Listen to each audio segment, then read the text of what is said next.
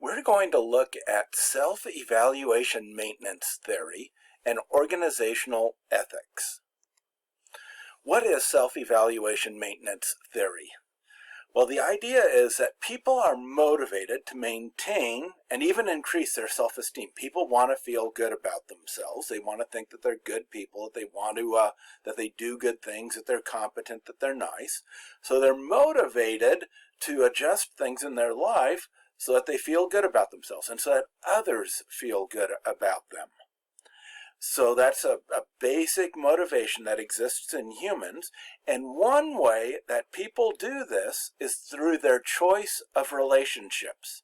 They'll choose to be close to some people, or they'll want to be close to some people, or they'll want to not be close to some people and to avoid other people or to get rid of other people. And this happens with organizations too. Now, one of the most clear examples of this is that, in general, most people want to be close to highly desirable members of the opposite sex. A guy is likely to want to be close to some woman who's really charming and beautiful and attractive and everybody admires. And even if they don't enter into a relationship, if he appears to be close to her, the idea is that people will think highly of him because of his relationship with her. And the same thing goes with women with highly desirable men. And that's one way to maintain or increase our self-evaluation, our self-esteem, is through relationships with people of the opposite sex. But this can also play out in organizations, in organizational dynamics that don't have to do with relationships with the opposite sex. So when someone in our organization, or even our organization itself, receives public recognition, our self-evaluation generally goes up. And this is called basking in reflected glory, or burging. For example, if I'm a university student at a university that has a big football team, studies have shown that days after a victory, there's more people that wear the college clothing that shows what college they go to. And so and there's less when the team loses than when the team doesn't play at all. And so there's this idea that, whoa, our organization is great. I'm really proud of it. I want to wear a shirt with my organization's name on it. Or if my organization does something to get in the news and it's really positive, I'll let people know that I'm part of that organization. Or if I'm a university professor and somebody at my university wins a Nobel Prize in chemistry, I'm going to say, yes, this is awesome. Azusa Pacific has a Nobel Prize winner in their chemistry department. However, at least for some people, this burging, this basking in reflected glory, this enjoying the fame and the glory that other people get, isn't true when one's own success invites others to compare us to the successful person. So perhaps if I'm in the chemistry department and I've been striving for years and years and years to have international recognition, and then one of my colleagues gets a Nobel Prize, I might not be really happy about it. Because they're going to say, oh, look, John got a Nobel Prize. And I'm going to say, Dave didn't get one. Or they're going to say, hey, Dave, when are you going to get yours? And it can be that can be really disturbing, because it's difficult for us to maintain our positive self-evaluation when somebody else has done really well and it makes us look bad.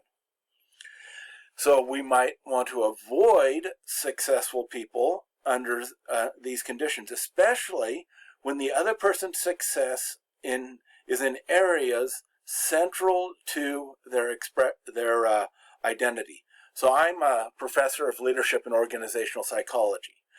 I don't really care that much about chemistry. If somebody wins a Nobel Prize in chemistry from my school, I'm going to say that is awesome, because that's not central to my identity. If it was, I might say, oh, that is,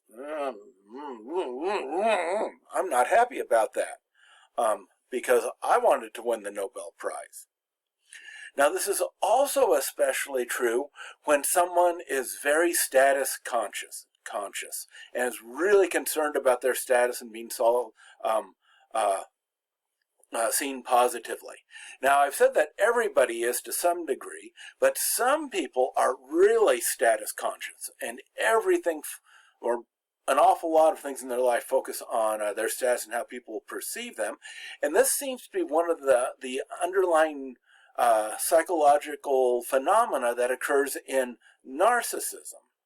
And that the narcissist is extremely, more than average, concerned about their perceived status in different things, and so they are going to be especially ticked off when someone in their field receives recognition. Now, at the opposite end of narcissism is humility, and the person who is humble, even if they are a chemist and they've been working for years to make serious discoveries, if they're humble, they will rejoice with the person who wins the Nobel Prize, and they're not going to feel threatened because status is not that important to them. They have other priorities in life. So there's some ethical implications of self-evaluation maintenance. One is that people like being close to a person who is successful in an area that isn't central to their identity.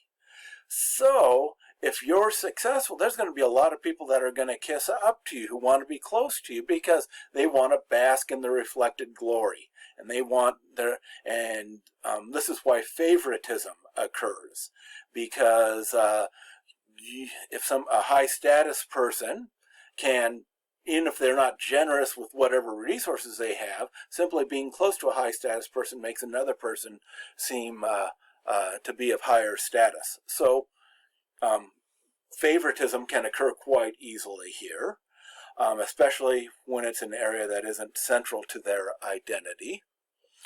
But also, people will avoid being close to someone who's more successful than they are in areas that are central to their identity. And this can lead to the derogation of another's work. So if there are two people on the team and one person's being really successful, that can make another member of the team feel bad, and that can lead to an unjustified derogation, attack, and even a sabotage of the other person's work, because they don't want that other person to look good, because that makes them look bad. And so this is the source of an awful lot of intra-team rivalry, and a lot of the just horribly nitpicky little obnoxious things that a lot of people do is they want to tear others down so that they themselves will look better. Now when the truth comes out, that they don't look better at all. They look even far worse. But their tendency is to try to put other people down so that they themselves can look better.